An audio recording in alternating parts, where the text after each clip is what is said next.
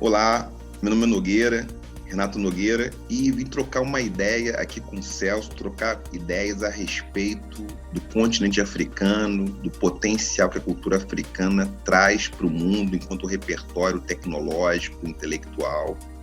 E o papo foi muito bom, fluiu, não se tornou um texto acadêmico, não virou uma defesa de tese, nem dissertação de mestrado, foi um papo, foi um bate-papo. É uma coisa que eu acho que nesses tempos é uma das melhores coisas para a gente fazer, é trocar ideias, é bater papo. Então, eu recomendo aí, além dos meu bate-papo com o Celso, que vocês continuem aqui acompanhando aqui o canal. Oi, pessoal, bem-vindos mais uma vez ao Quem Somos Nós, que é essa conversa semanal sobre tudo que nós fazemos, sentimos, pensamos. Se você tiver curiosidade sobre todas as conversas que a gente já fez, vai no quemsomosnós.com.br, escolhe a plataforma e aí veja a maneira que você prefere nos acompanhar, pelo YouTube, o SoundCloud, o Spotify. Hoje a gente continua uma série que nós estamos chamando de Crises e Superações na História. Para conversar sobre como nós enfrentamos as crises no continente africano, o doutor em filosofia pela Universidade Federal do Rio de Janeiro, pesquisador do Laboratório de Estudos Afro-Brasileiros e Indígenas, Renato Nogueira.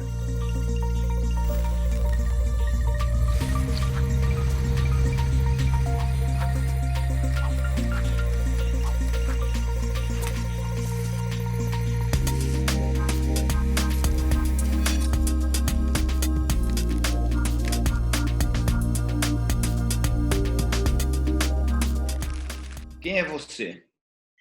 Meu nome é Nogueira, Renato Nogueira, e sou alguém que gosta de estudar, e por gostar de estudar, me tornei professor. E aí eu fiz graduação, mestrado, doutorado, área de filosofia, arte, política com psicanálise, e gosto de estudar a história do mundo, da humanidade, história da África. Tá, me conta como chegou nesse gosto de estudar. É difícil alguém começar a vida assim? Isso aconteceu desde sempre ou foi em algum momento? Você era um bom aluno na escola antes? Como é que é? Tem alguém que foi um mentor para você?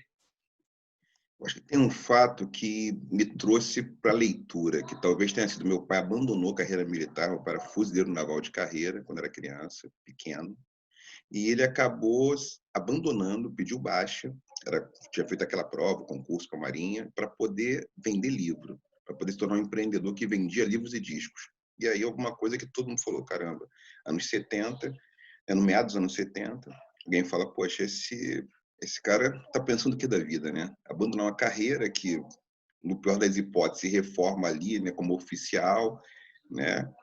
Que tem salário indireto, né? Você pode ter casa, pode ter coisas, plano de saúde, para você vender livro e vender disco. E aí muito livro em casa, muitos discos em casa, e aí acabou que facilitou eu ter essa relação com leitura, com estudo, né? Acho que isso ajudou muito. E no meio da ditadura, né? Quer dizer, ele resolveu largar uma carreira militar no meio da ditadura militar. Aí eu fui entender depois, não.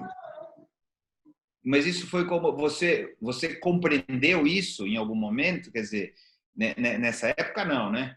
Não, pequeno, criança, não entendia, né? Eu era criança, né, no final dos anos 70, né, e tal. Nasci em 72. E aí não falei, caramba, não entendia nada. Só fui entender depois, anos depois, e as pessoas reclamavam, poxa, por que abandonar? Minha mãe falava, poxa, a carreira é segura, que você tem, né, aquela coisa, pode morar numa vila, né, numa vila militar, tem escola, colégio militar, tem hospital de qualidade. Abandonar isso, falei, caramba, tem a ver com uma insurgência que ele tinha, né, e talvez pensar, não, quero fazer outras coisas. E aí eu fui garoto, né, os discos de jazz rolavam em casa, né, a bossa nova, o samba, de tudo tinha em casa de disco e livro, e eu falei, caramba, é interessante isso. Então, uma montoeira de livro e disco dentro de casa, você acaba se brincando com aquilo também, né? Fora a brincadeira da rua, tinha brincadeira de ler em casa, de ouvir um som, e aí ouvi Miles Davis, por exemplo, entendeu? Tinha as coisas assim que eu tive chance de ver garoto, falei, caramba, que negócio é esse? Tanto que eu gosto muito de jazz. né? Não é à toa que o jazz faz parte da minha trilha sonora. Você deu sorte do teu pai ter feito isso, na verdade, né? Porque acabou te encaminhando por um lado muito bacana. Aí você foi, mas você era bom aluno? Eu era um aluno razoável, dizer, era um aluno razoável. Eu conseguia até um bom aluno, fui bom aluno em alguns momentos, sim, que eu gostando mais de algumas áreas como ciências humanas, matemática razoável, não era meu forte a matemática, durante um bom tempo. Eu fui pegar mais gosto pela matemática maior só, né, lá no ensino médio, final do fundamental. Agora, gostava muito de química, eu tinha uma relação boa com a química. Química foi uma disciplina que, por exemplo, eu errei uma questão no vestibular, né? Eu sabia química pra caramba. Uma coisa assim, que eu gostava, curtia aquele negócio. Agora, história, geografia, eu era fascinado por isso. Tudo, filosofia. Filosofia foi uma disciplina, acabei fazendo filosofia mais tarde, depois, né?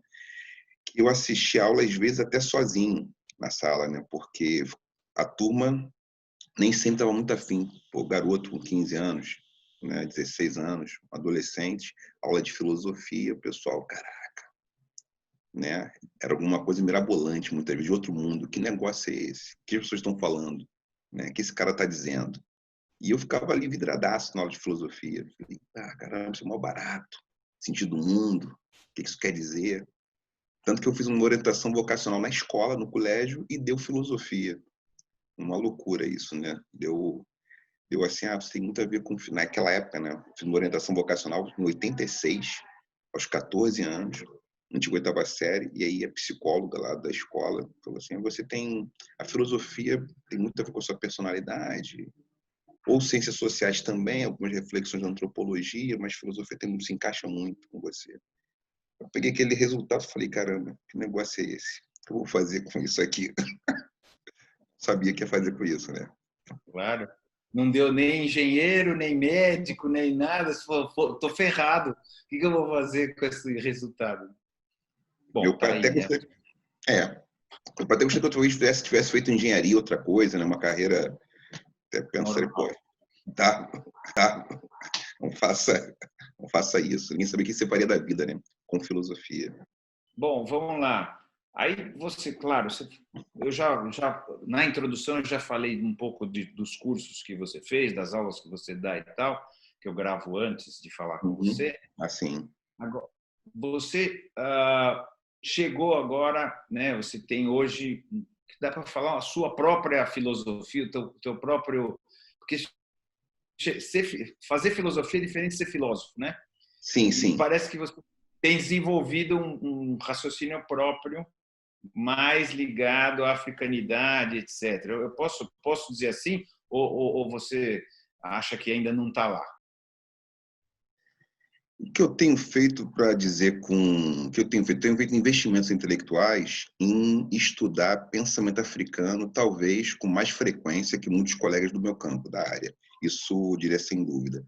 Então, o que eu fiz? Em 2014, 2011, na verdade, 2010, 2011, publiquei um texto que depois virou um livro chamado Ensino de Filosofia, em que eu trouxe, talvez, realmente, pela primeira vez, não estou dizendo que isso, não inventei nada, mas língua portuguesa foi um texto que discutiu a origem da filosofia. Então, nesse texto eu coloquei informações, dados de vários autores que vão demonstrar que a filosofia não nasce na Grécia.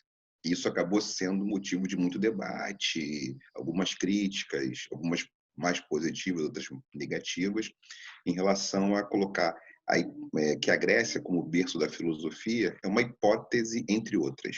Como tem a hipótese que ela nasce na África, no Egito Antigo, a hipótese que ela é pluriversal, e acabei me investindo muito nisso. Então, eu tenho lido mais autorias, né? Autores e autoras que são do continente africano, tenho feito resenhas sobre isso, e talvez por isso acabei... Meu nome está um pouco vinculado com tem lá Nogueira na bibliografia, né? Nogueira sem I na bibliografia. Acho que aparece um pouco essa discussão que eu tenho feito mais afroperspectivista. E, além disso, eu tenho orientado trabalhos em mestrado e em doutorado com autores também indígenas. Então, por exemplo, orientei a primeira dissertação de mestrado na universidade sobre um xamã, né? Então, num departamento, num programa de filosofia. Eu acabei de fazer essa orientação, que é do Davi Copenaua. A gente fez uma leitura de um livro da Vicopenal, que é um Xamã Yanomami, não tinha nenhum trabalho com essa cara, e junto com esse estudante ele sistematizou sobre a minha desorientação, né, orientação, ele sistematizou o pensamento desse xamã como pensamento filosófico. Agora estou orientando um trabalho sobre um quilombola. Então tenho preferido hoje investir mais nessas autorias que aparecem pouco. E como eu falo para meus colegas, assim, não tem nada contra orientar um texto sobre Foucault, uma leitura de filosofia política, com autores clássicos, mas já tem colegas fazendo isso. Mas para ler o Davi Copenau, que eu conheço o trabalho dele, já sou leitor, tem menos colegas fazendo isso. Então, eu acabei entrando, vamos dizer, acabei adentrando. Isso não foi por uma necessidade mesmo, né, de tentar entender esses pensadores, entender esses pensamentos a partir de um território africano, de um território dos povos indígenas. Eu queria entender isso melhor, né? Então, eu estou fazendo isso há mais de 10 anos, na verdade, né? Mesmo durante meu doutorado, eu já fazia um pouquinho isso.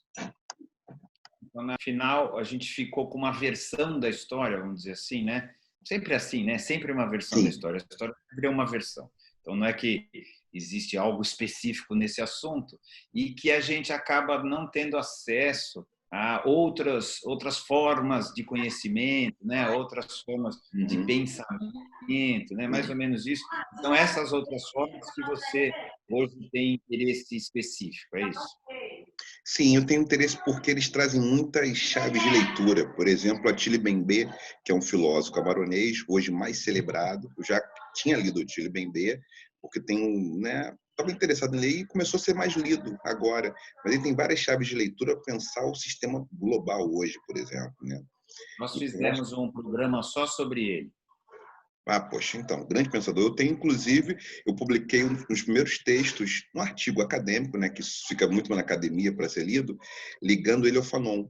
Como ele é, na verdade, um leitor de Fanon, e tudo que ele está fazendo é um pouco a partir de reinvestir as suas ferramentas analíticas sobre uma tese fanoniana a respeito dos conflitos no mundo contemporâneo, a partir de uma aventura do espírito europeu como sendo isso que daria a cara do sistema global contemporâneo. Então, Fanon fala sobre isso, morre cedo, o Bembe pega isso, destrincha e dá uns saltos para entender o mundo contemporâneo hoje. Então, é um analista de primeira linha, de mão cheia, para a compreensão de necropolítica, das relações do neoliberalismo.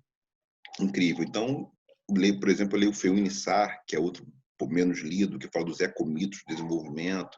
Então, alguns autores e autoras acaba que eu tenho tido mais contato, né, nos últimos anos, né, por vários fatores, inclusive porque eu tenho ido, né, eu passei aí num congresso internacional de estudos africanos, que acontece quase sempre nos Estados Unidos, mas também acontece em países africanos, como aconteceu na Zâmbia, e acontece mais nos Estados Unidos, na Filadélfia, e onde tem africanos do mundo inteiro apresentando seus estudos, né?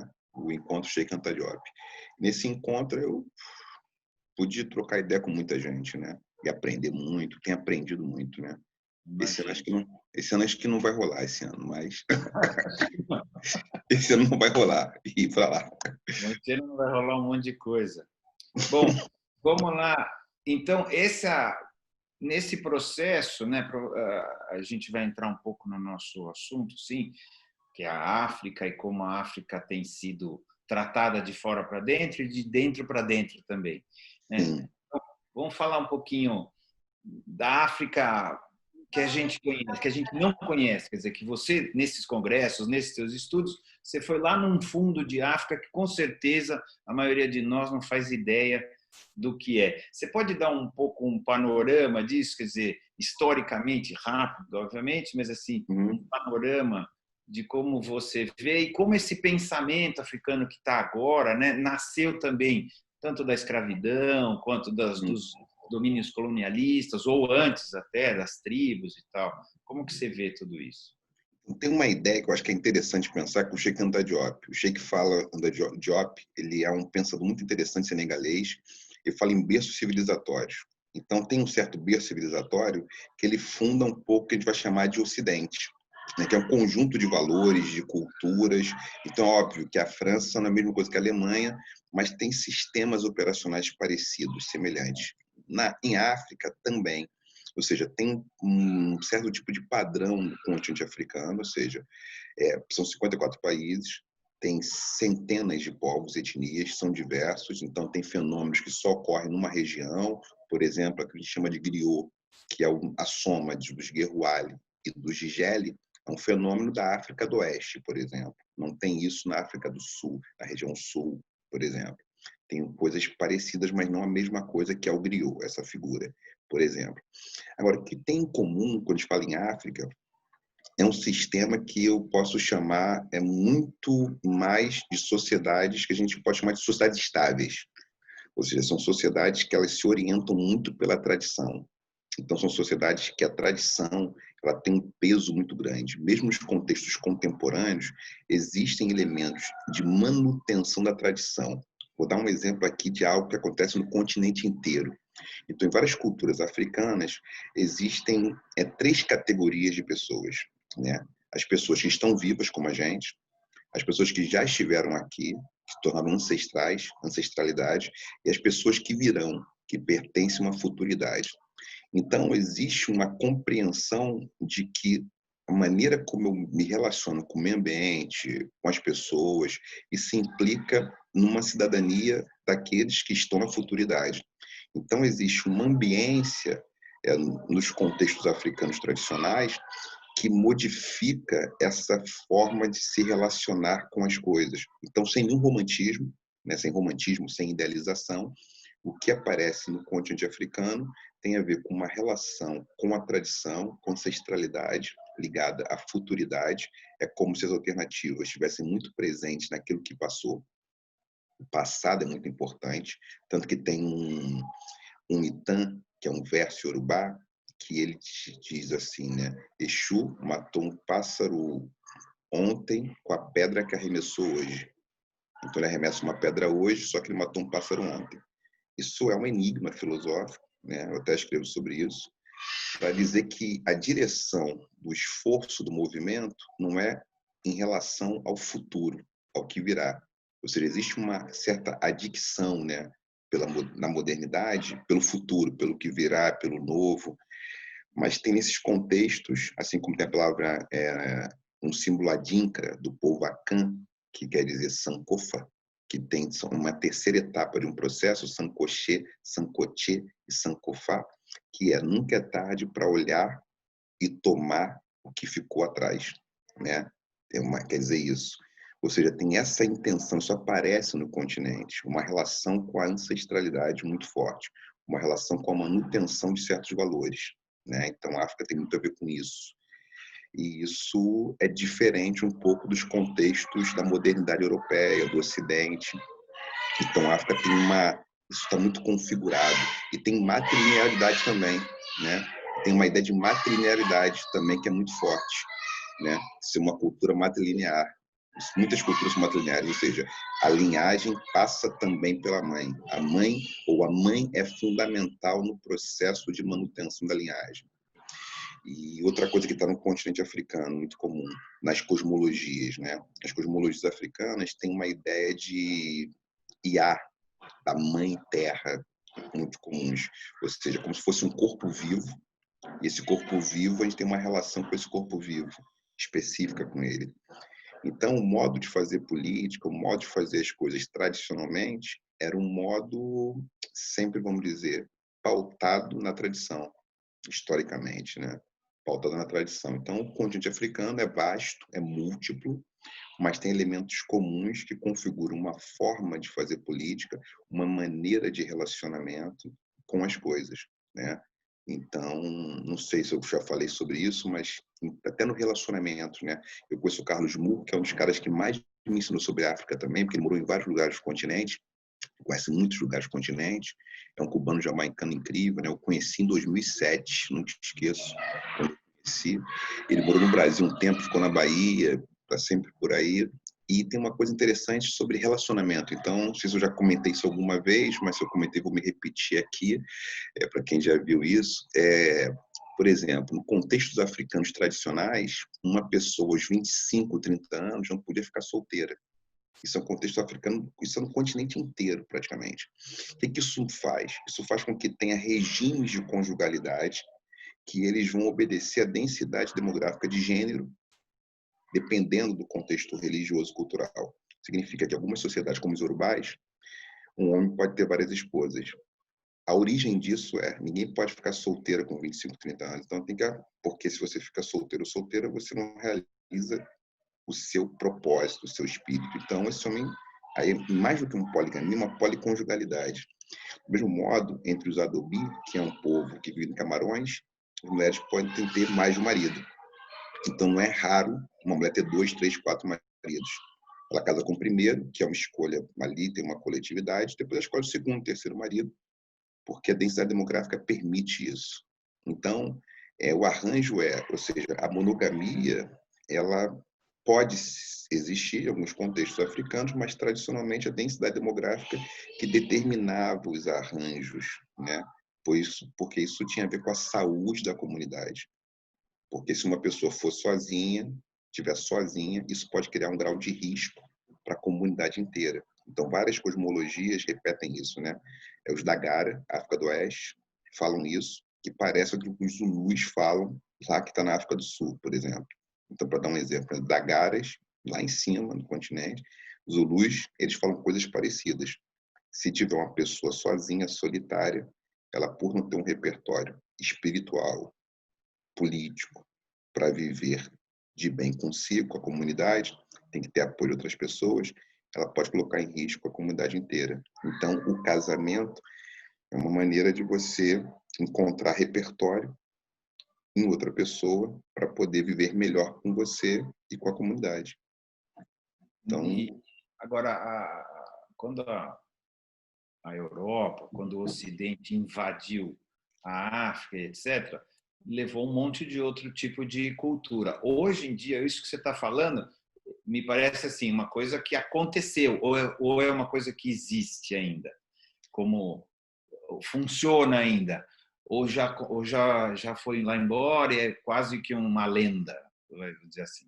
Então, as regiões mais de interior, elas mantêm certos eventos, atividades culturais, mantêm melhor isso. Agora, por exemplo, se a gente for pensar as cidades, as regiões mais desenvolvidas, isso ocorre com menos frequência, né? Sobon Fusomé, falecido em 2017, uma pensadora incrível, para quem quiser entender um pouco de psicologia, dos contextos africanos, vale a pena ler Sobon Fusomé, burkinense incrível. Ela vai dizer, então, ela morou numa aldeia há muito tempo, depois ela saiu, morou nos Estados Unidos, viajou pra caramba e tal. O que acontece?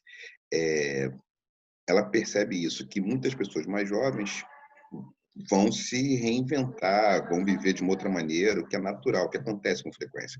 Até porque tem um tipo de diáspora, né? As entradas, as invasões da Europa vai mudando, né? E a cultura é muito dinâmica. Nenhuma cultura é estática, parada. Mas tem algumas pessoas que vivem, vamos dizer, tem um certo, vamos dizer, tem dois mundos, em certa medida, né? Em certa medida. Ou seja, a gente mantém um pouco a tradição, tem um grau de modernidade, né? Em que medida isso aqui pode ser interessante ou não para a nossa vida. Então, é um esforço, né? Que o continente como um todo, em várias regiões, acaba fazendo.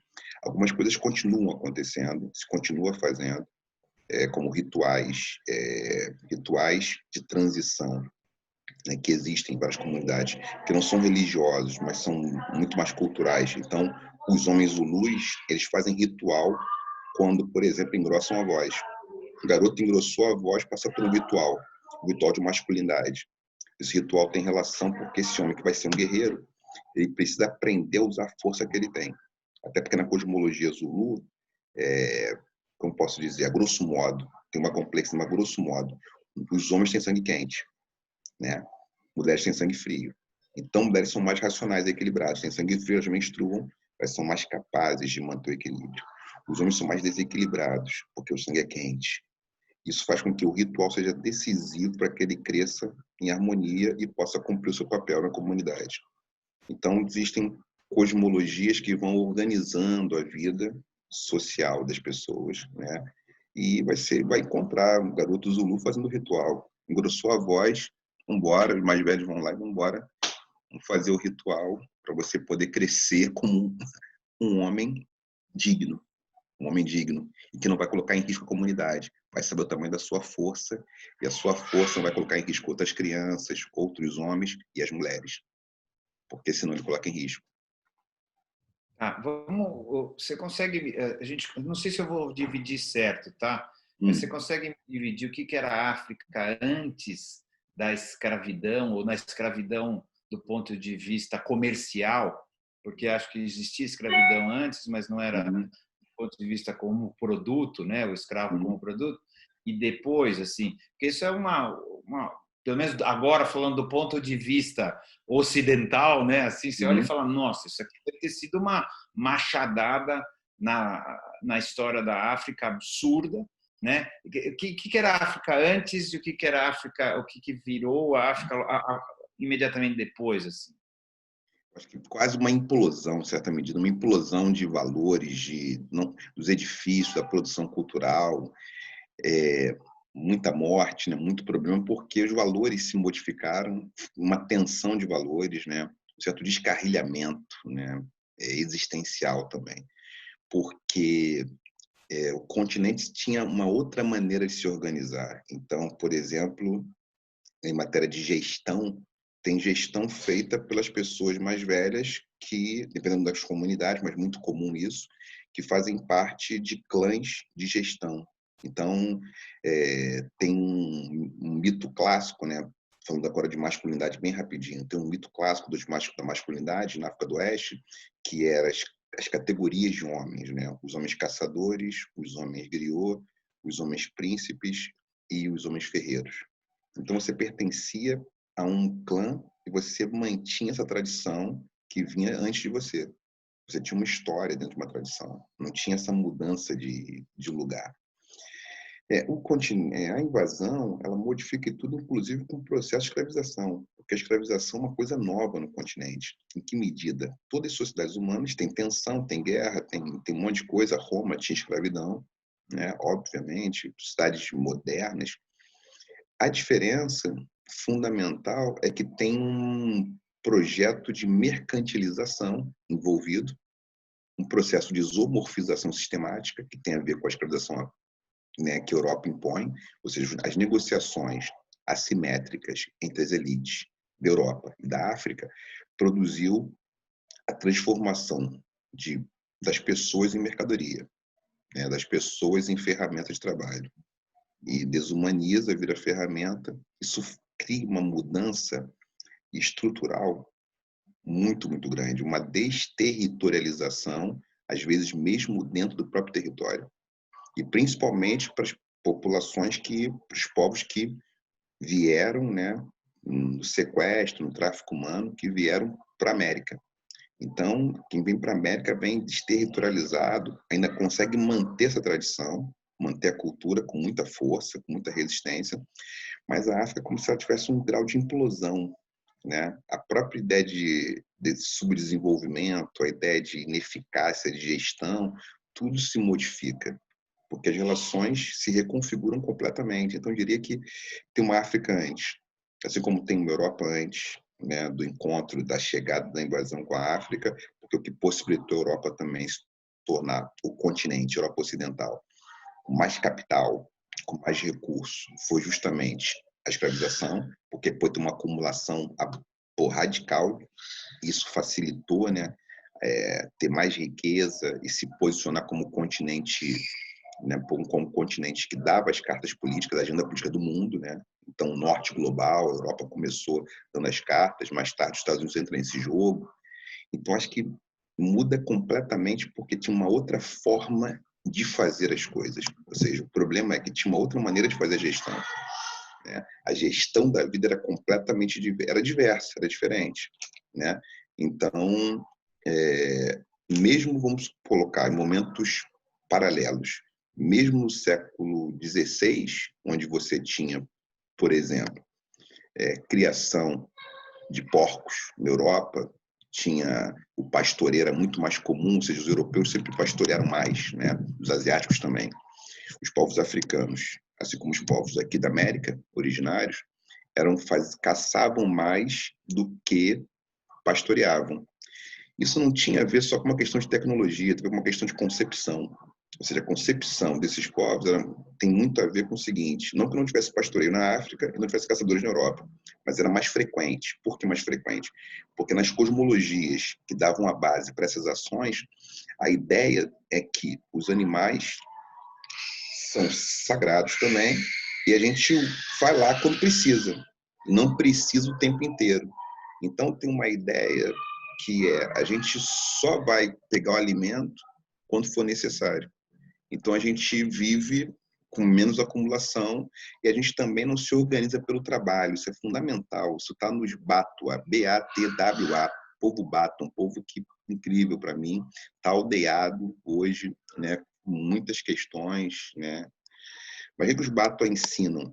Eles fazem coisas que não é só trabalhar, fazem coisas como a gente está fazendo aqui agora, batem papo sobre estrela, sobre casamento, sobre o amor, sobre criar filhos e filhas. Vem um mais velho com barba branca, uma mais velha e conta uma história. E a comunidade se reúne para trocar história. E eles são caçadores-coletores, caçam, colhem, mas não fazem trabalho, porque o trabalho não está na centralidade da vida. Eu diria que tem uma coisa importante, né? Trabalhar é importante, mas o tempo livre para trocar a experiência era alguma coisa muito interessante. Não tinha uma ideia de colonizar o tempo todo com o trabalho. Acho que isso faz uma diferença. Então, a própria ideia mais tarde, que é chamar os povos africanos de malandros no sentido de serem pessoas que não se acomodavam, isso no pós-abolição está muito presente, né, ao trabalho, tem a ver com o seguinte: o índio como preguiçoso, perfeito. Porque os dois têm sistemas parecidos, né? Eu posso colocar assim, a grosso modo, aí tem várias questões teóricas no meio, tá?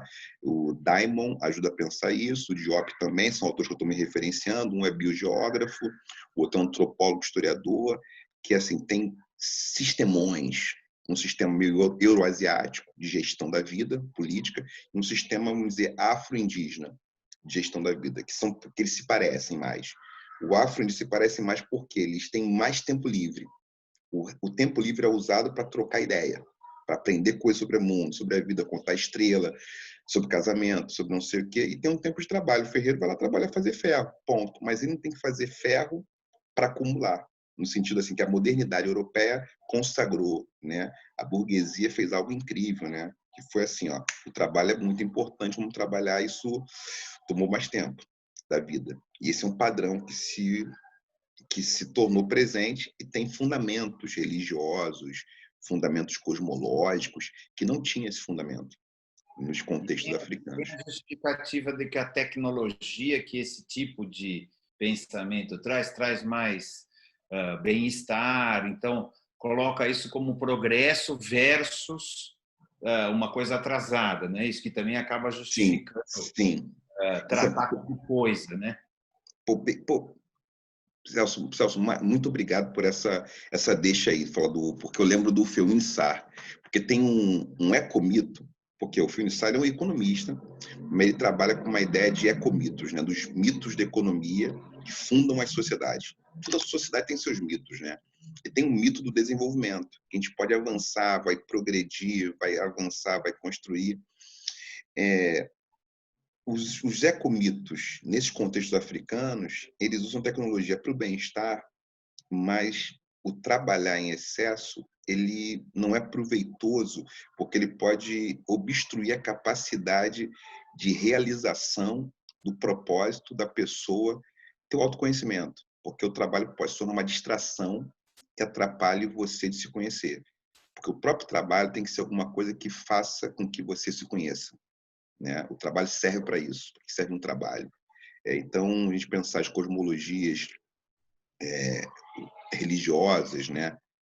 Não tem, por exemplo, não tem a ideia, no continente africano, não tem cosmologias religiosas de salvação, como existe as abrâmicas, né? As abrâmicas têm salvação, tem céu e inferno, os eleitos vão para o céu. Então, isso é uma coisa importante, uma diferença chave, me parece, porque nos contextos africanos, a gente pegar as tradições religiosas, tem muito a ver com o estabelecimento da harmonia, restabelecimento das condições desse sujeito. Isso significa o quê? Manter equilíbrio. Então, o que é a ideia do axé, energia vital? É manter esse equilíbrio, é se manter equilibrado, porque não tem ideia de salvação, não tem bem absoluto, nem mal absoluto. Existem condições que são conjunturais, o conflito é inerente à vida, isso é fundamental, não existe um paraíso a ser atingido que vai acabar o conflito é todo dia, né? O Nelson Mandela fala isso muito bem, porque ele é Madiba, né? Não era à toa, né? Chamado de Madiba porque ele era gestor de formação, preparado para isso, e fala sobre o pensamento Ubuntu para dizer, ó, só tem conflito. A questão é como a gente vive com conflito, que não precisa se virar confronto, né? Mas é isso. Então, essas cosmologias estão dizendo o seguinte, ó, não tem paz perpétua, não tem problema. Tem diferença? Tem diferença. Mas como a gente consegue viver com isso? Alguns podem fazer algo, outros fazem outra coisa. Então, acho que o continente tinha seu arranjo, ele conseguia funcionar daquela maneira, mas isso acaba com a invasão da Europa. Eu acho que aí muita coisa se torna muito mais difícil, né? Com certeza, né? O continente para a vida dos descendentes de africanos que vêm para a América também, porque vem uma condição destituída também, vamos dizer, desse repertório. Não vem destituída porque mantém, mas perde um pouco essa ligação original, né? Também. Arrancado contra a sua vontade do lugar onde você vive, que tem a sua família, arrancado da sua família. Isso é uma violência absurda, né? E agora deixa um buraco também, né? A África, imaginando aqui, né? Assim, foram 20 milhões de pessoas, é isso que foram arrancadas? Sim. Tem estimativas por aí, 20 milhões de pessoas, isso. Então, arrancada essas pessoas, arrancada a cultura dessas pessoas, tudo que elas poderiam ter feito lá e etc. Quer dizer, a África ficou um buraco, vamos dizer assim, um buraco de gente, né? Um buraco cultural, um buraco emocional e etc. Como que ela se reconstruiu, se é que a gente pode dizer que se reconstruiu após isso, né? Depois desse buraco, depois dessa violência, assim, acho que não existiu. Existiram outras violências, mas assim, no sentido da peste negra que matou muita gente, mas é um pouco diferente, né? Tá certo? Não é um negócio que você é arrancado, acontece, mas é um outro bicho mais parecido com o que a gente está vendo agora do que a escravidão. Assim, como que a África foi se refazendo a partir daí? Então, penso que é muito bom falar da África e vou pensando nos exemplos pontuais, né? Pensar o Nelson Mandela, por exemplo, porque assim, historiadores estimam, alguns estimam 10 milhões, mas historiadores vão dizendo, e alguns estudos mais pesados falam 20 milhões, 23, 24 milhões de pessoas que vieram, muitas se perderam no caminho, mortas no meio do caminho. Então, 20 milhões é uma boa estimativa de pessoas que vieram para a América. Imagina isso. Uma forma de reconstrução, acho que o Mandela dá um exemplo bom. Por quê? O Mandela ele é um banto, né, que tem uma função Madiba, né, de gestor, e ele fica preso 27 anos. Quando ele sai, o CNA, né, Congresso Nacional Africano, tinha uma proposta, ó, a gente vai mandar os brancos embora. Era esse negócio, ou seja, quem quiser, como o primeiro dia do governo vocês ficaram aqui muito tempo, fizeram um escarcel nisso aqui, apartheid, mataram gente pra caramba, pega o seu passaporte e volta pro lugar de voo onde vocês vieram. Pô, 4, 5, 10, 15, 20, não sei quantas gerações. Ela só tem um nome em inglês, mas não é mais inglês, não é mais britânico, não é mais escocês, não é mais alemão. Mas não é, né? É sul-africano, nasceu na África do Sul, né, em matéria de nacionalidade. E aí o Mandela usa uma tecnologia cultural, eu acho que a África como um todo faz isso bastante, que tem a ver com uma característica que eu acho que é muito presente nos povos africanos. Aí tem uma que bom ter falado sobre isso, que é a xenofilia. A xenofilia é muito comum. Então, por exemplo, quem era xenófilo?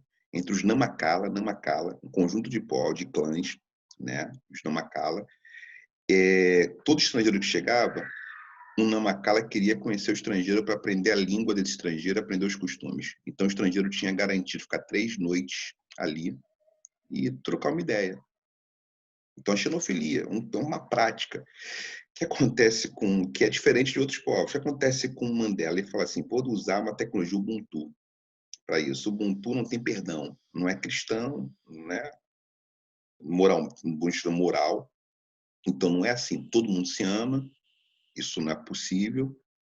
Não é possível também perdoar tudo, mas não está atrás de perdão, mas atrás de justiça e reparação. Então, Mandela vai dizer o seguinte, com o Ubuntu, o que a gente vai fazer? Eles vão ficar aqui com a gente, não vão expulsar ninguém, não vão matar ninguém, mas tem que reparar o que fizeram. Uma forma de reparação é cobrar mais impostos dos brancos.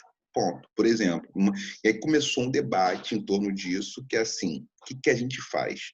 Viver junto? Não tem jeito. A gente vai viver junto. Mas não precisa se amar para isso. Precisa se respeitar, precisa aprender a conviver. Se que a gente se amar, legal.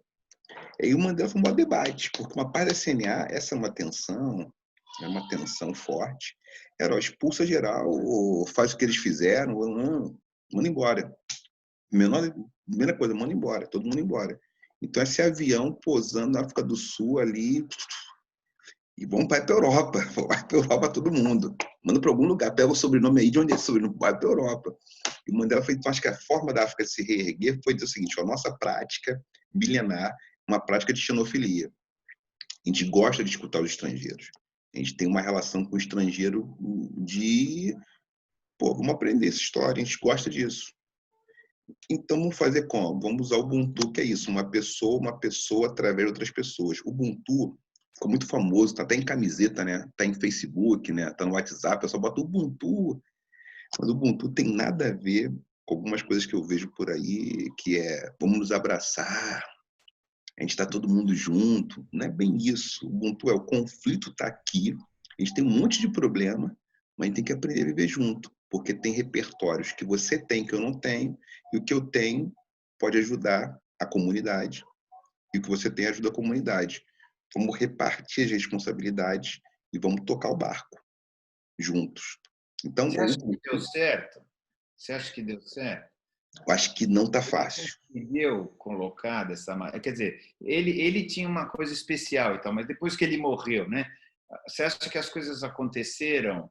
Ele é um pouco Gandhi, assim, né? Tem uma Sim, escola. sim, tem. Depois que vai embora, as coisas parecem que degringolam.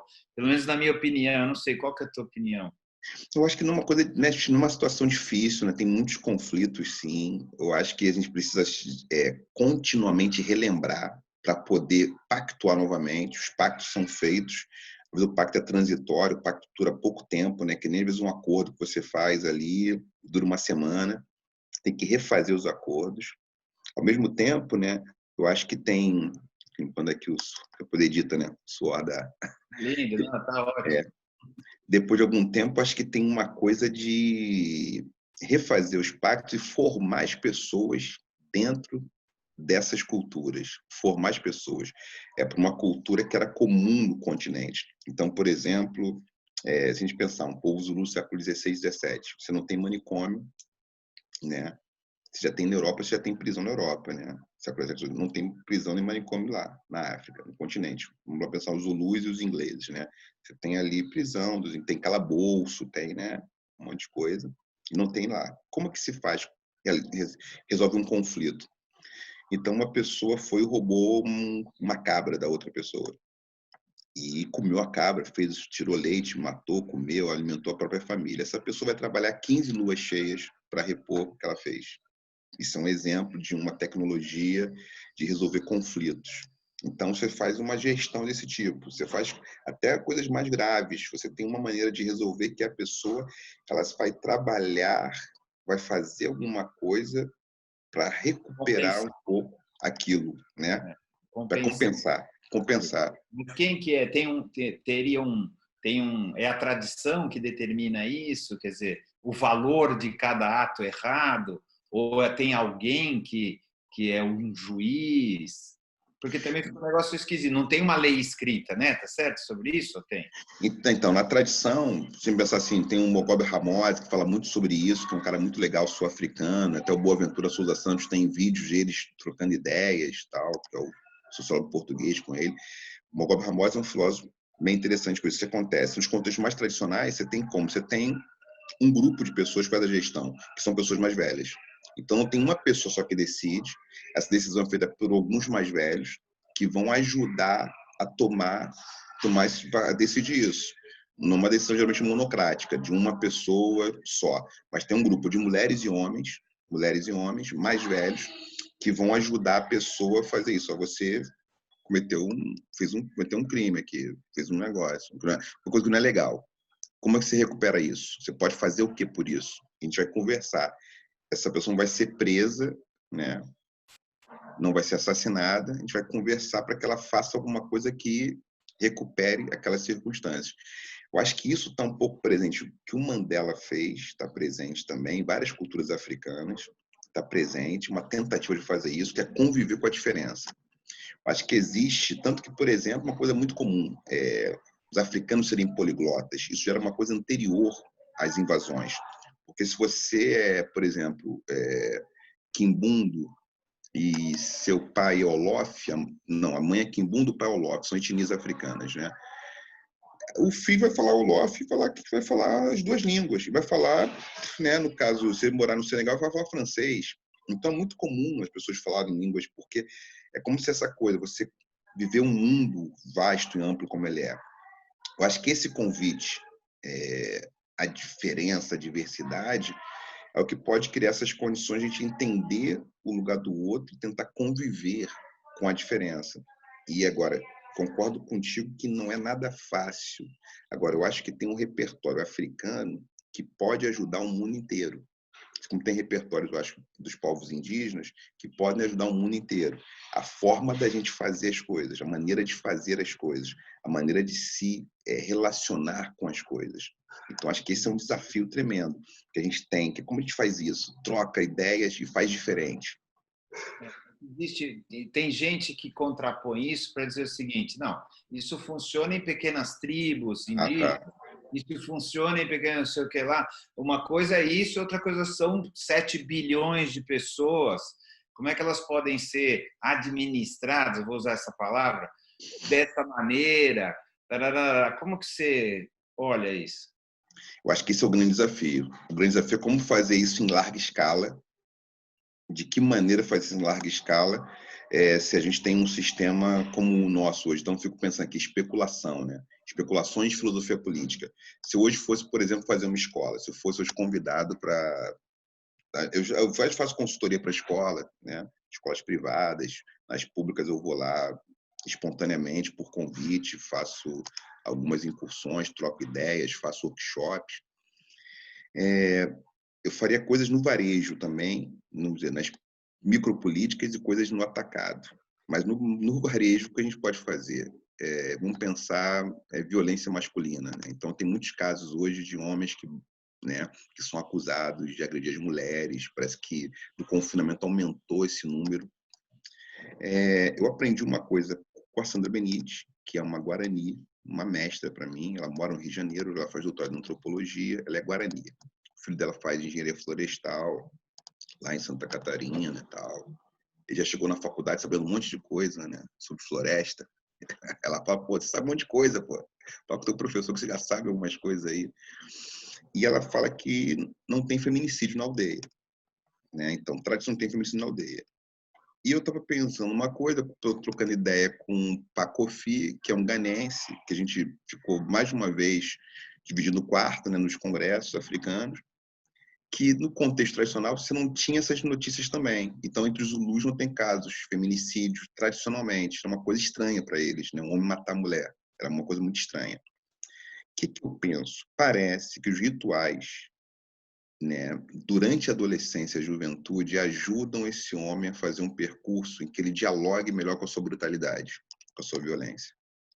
Então, eu acho que os estereótipos ou os signos ou a sinologia, né, ocidental, tal, elas ajudam mais um garoto, talvez, a maior parte dos caras tem 15, 29 anos, né, ataques em massa, né, eu estava estudando, tem tempo isso, né, um tempo eu estava dando umas disciplinas, fui lá estudar ataques em massa, então você pega assim, são meninos de 15 a 29 anos, homens, tal, jovens, a maioria garotos estão no norte global, Estados Unidos, por exemplo, tem muito ataque em massa.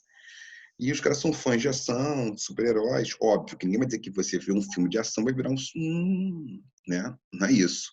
Mas tem uma mentalidade que se ambienta, que habita uma maneira de masculinidade tóxica, que é já uma ideia que a gente está aqui no Ocidente e usa muito. Então, eu penso que para fazer isso no global, teria que começar no varejo. Então, como a gente formula a construção da infância, como a gente projeta o envelhecimento, como a gente faz coisas como criar esses meninos, que eles vão se tornar não meninos mais violentos contra as mulheres, por exemplo, dessa violência. Eu pensei outro exemplo agora, pensando aqui exemplos que ajudam nisso. Então, para um africano tradicional, era muito estranho pintar o cabelo, um tradicional, porque pintar o cabelo era como se fosse se calar, ou você esconder rugas, porque a quantidade de rugas de cabelos brancos, ela dá uma dimensão do que você pode falar. E isso te identifica. Então, envelhecer era um negócio normal, não tem muito problema, porque o envelhecimento, ele aumenta a extensão da sua palavra. Quanto mais velho, você tem mais experiência e pode conduzir mais pessoas. O Então, Ocidente já foi assim também, não é? foi. No momento foi. É, é. A juventude se tornou acho que a modernidade, o fenômeno da modernidade é importante para entender o que se torna o Ocidente, que estava um pouco pré-figurado, que tinha uma coisa pré-figurada nisso que era, né, de juventude, uma ode à juventude, né, que deu uma virada em certa medida. Mas eu penso que existem coisas que estão nas bases dessas sociedades, dessas culturas, né?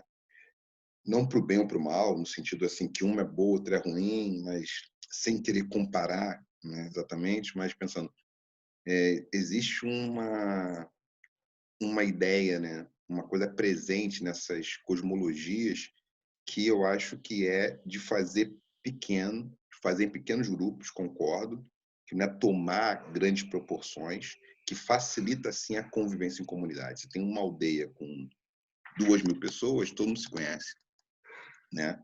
Fica fácil, você sabe quem é o filho de quem. Ah, o outro, né? Menor que um bairro, né? Por exemplo. Então, mas agora a gente já não está mais nisso, né? Agora, eu diria que a maioria da humanidade caminha para o outro lado. Uhum. E aí? Eu sei que não tem mais nada a ver com a África, é isso que eu estou perguntando, mas assim, é,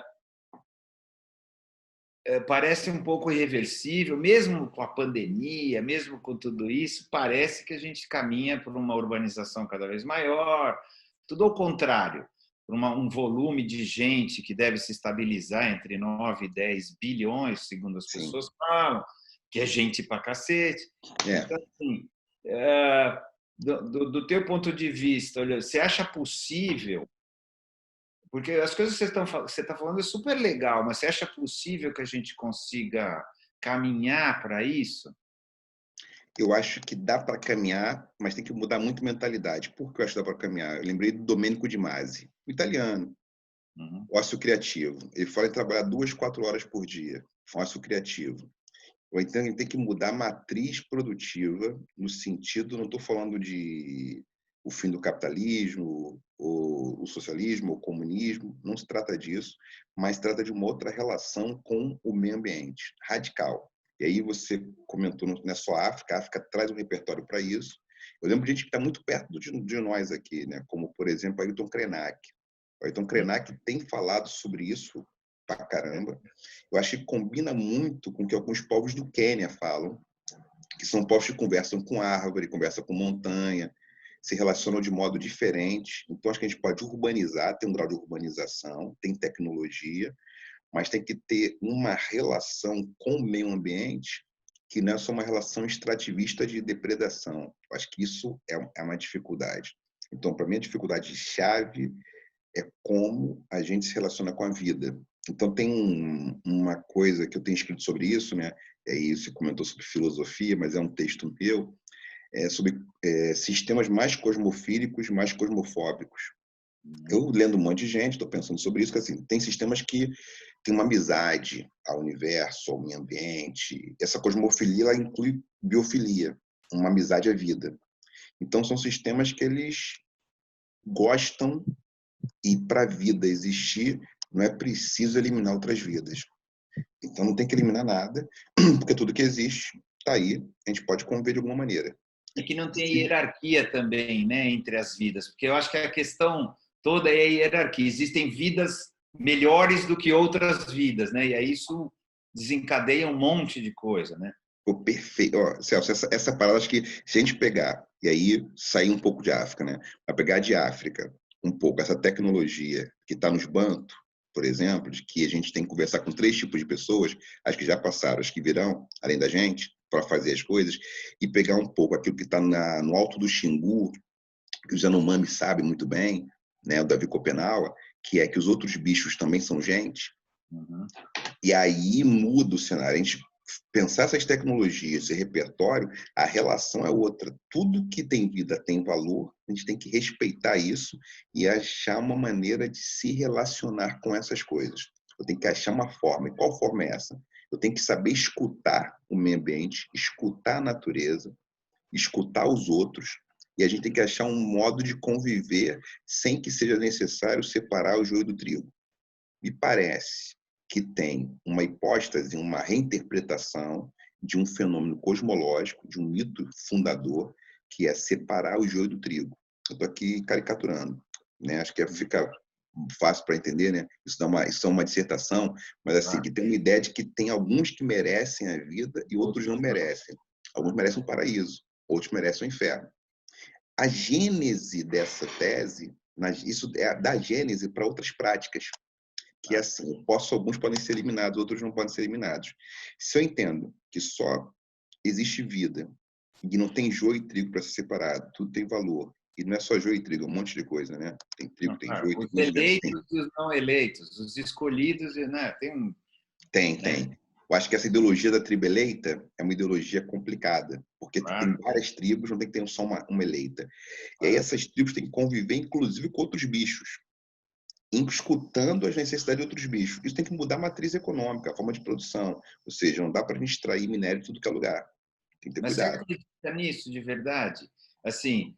Uma coisa é, eu concordo 500% com tudo que você Sim, está falando. Eu costumo até dizer, o dia que deixar de ter sujeito e objeto, ou seja, só tiver sujeito, as coisas vão funcionar. Muito perfeito. bom. Mas eu não acredito que vai acontecer, sendo bem honesto, assim. Acho muito difícil, para onde o mundo está indo, que as coisas esbarrem nisso. Você acredita de verdade ou só um desejo? Então, tem oscilado isso aí. Isso oscila bastante. Oscila muito, porque eu tenho escrito sobre isso bastante, tenho estudado muito isso, né, nos últimos tempos, né? Você perguntou, né, a questão filosófica, a minha matriz de pensamentos, porque eu estou pensando, os autores que eu tenho lido. Eu fiz uma ficção, que é o livro Naninilo, em que no futuro uma cidade verde é inaugurada, porque os povos quilombolas, os povos indígenas, eles assumem o poder e aí eles fazem uma nova sociedade. Então, um livrinho para criança, Naninilo, na Cidade Verde, que eu falo sobre isso, né? Um livro de ficção, e tem tentado fundamentar isso teoricamente. O que eu imagino? Isso é possível, mas é muito difícil, porque requer uma modificação da maneira como a escola, por exemplo, é construída. Então, se eu fosse montar uma escola, além de rituais para os meninos e para as meninas, eu teria que pensar em hortas suspensas nessa escola, que as crianças plantassem o que elas comem. Então, faz parte da escola aula de ciências ao ar livre, plantando comida, alface, e vamos plantar coisas. Vamos ter aula assim, plantando, tecnologia com o pé no chão. Tem que fazer isso, né? Então, isso já é um passo.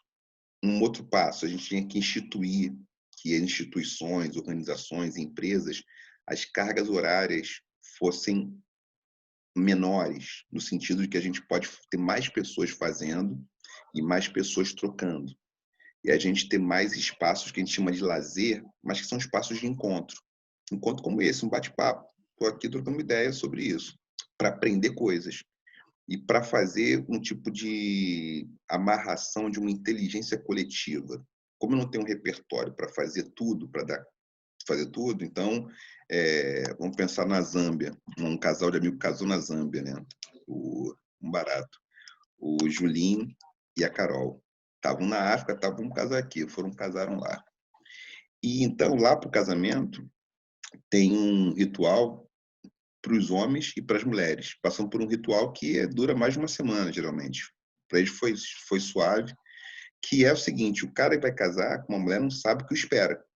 Então, ele passa por um ritual complexo, que tem troca de ideia, tem um monte de coisa, mulher também, para que ele possa aprender que o casamento dele tenha menos dor de cabeça. Então, o que eu entendo?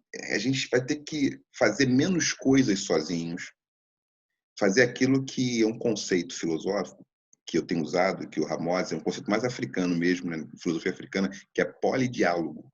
O polidiálogo, ele inclui mais atores na conversa. Ele inclui repertórios que entram em choque, que podem colapsar a conversa. Mas ele faz uma radicalização do papo. Radicaliza o papo. O papo, não, peraí. Você não viu isso aqui, não. Vamos embora. O polidiálogo é uma efervescência. Eu acho que se isso acontece, a gente pode mudar um monte de coisa. Agora, é muito radical, a princípio pode parecer radical, mas é com coisas que é aquilo que o Krenak fala, deixa o rio respirar, deixa o avô respirar um pouco. O avô não pode respirar assim, jogando dejeto nele. Não pode fazer isso, né? Então, por exemplo, a gente teria que inventar, fazer uma coisa que ninguém... Por exemplo, tem uma coisa que meus amigos da biologia, né? Eu tenho amigos da biologia, que eu vou aprendendo, troco ideia, e se eu não me engano muito disso, né? É o único mamífero que bota protozoário na água é o ser humano, né? Ou seja, dá descarga e as fezes vão lá para a água, então, e depois bebe essa água.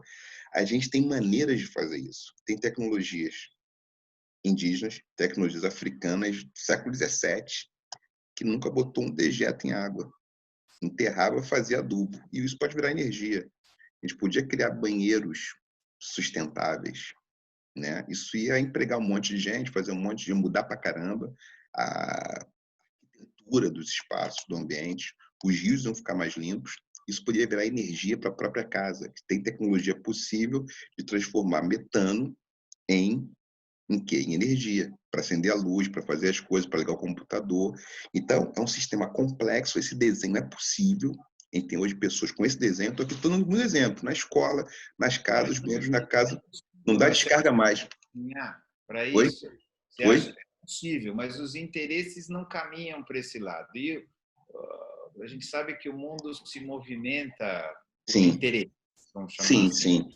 perfeito. Os interesses não estão caminhando para esse lado, que é o que me dá, vamos dizer assim, um certo pessimismo em relação a gente atingir isso, né? É possível, acho que a gente tem tecnologia para isso, não só a tecnologia indígena e tal, mas tem todos os tipos de tecnologia para isso, teria condições para isso, mas tem que contrariar interesses que são os interesses que mandam no mundo. Concordo plenamente. Eu acho que aí, por isso, tem que... Eu acho que vamos ter que fazer o seguinte, as próximas gerações, a gente tem que trocar ideia com essa geração, falar assim, não pode fazer como a galera fez, não. Não tem como fazer dessa forma. Então, assim, eu tenho uma filha com 11 anos, uma filha com 5, os coleguinhas dela trocam ideia, eu vejo aí conversando, vão ter que fazer de maneira muito diferente. E tem uns da geração X, milênio, geração baby boom, outras gerações que também pensam em fazer diferente. Então, as pessoas, as próprias corporações vão ter que pensar só, que grau de bem-estar a gente provoca no mundo. É uma tarefa dificílima. Acho que a grande aventura da humanidade é saber, a gente pode viver nesse planeta aí sem se matar? Uma questão. A gente pode viver sem se matar? Não é um problema? É gravíssimo, assim, sem passar fome, sem ter morte, sem ter uma loucura danada, um caos tremendo, um mal-estar maluco, né? Injustiça, diferenças absurdas, porque diferenças têm que existir, as pessoas Tem que não são. existir. A questão é o tamanho dessas diferenças, e Sim, etc. sim. E Então, até pessoas que passam fome, por uma coisa louca, alguém passar fome, por exemplo. hoje em dia não faz sentido. Não faz Né? sentido. Então é um bom momento para a gente encerrar. Infelizmente, a gente encerra Sim. há 1 hora conversando, por incrível que pareça. Quem somos nós, seres humanos? Eu diria que essa é uma grande questão, né, filosófica. Eu acho que somos seres que a gente tem vivido entre o medo e a esperança, talvez. Eu diria que a esperança de uma coisa, o receio que não dê certo. Eu fico pensando aqui, especulando. Nós somos seres envolvidos em mistério. A gente não sabe como chegou, não tem certeza disso, tem especulações sobre isso. Agora, eu acho que esse brinde, ou esse presente que é a vida, nós somos seres, temos essa consciência, a gente está nesse presente que é a vida, eu acho que a gente pode optar por inventar. A gente pode optar por inventar uma vida mais brincante, uma vida mais alegre, uma vida que a gente possa viver sem medo, sem ter que ter esperança, porque pode viver numa boa. Então, eu diria assim, definir humano, né, tem definições inúmeras, né? Desde um ser, um caniço, né, com um pouco de racionalidade, com inconsciente absurdo, né, cheio de demônios, anjos e fantasmas, né? Uma energia, um axé que nasce descontrolado, porque o nosso ori foi feito por divindades que estavam alcoolizadas, né? É um pouco isso que a gente, é um pouco tudo isso, mas que fundamentalmente o ser humano é uma espécie que pode inventar um novo mundo, né? Que pode inventar um novo mundo. Muito bom. Tomara que a gente consiga.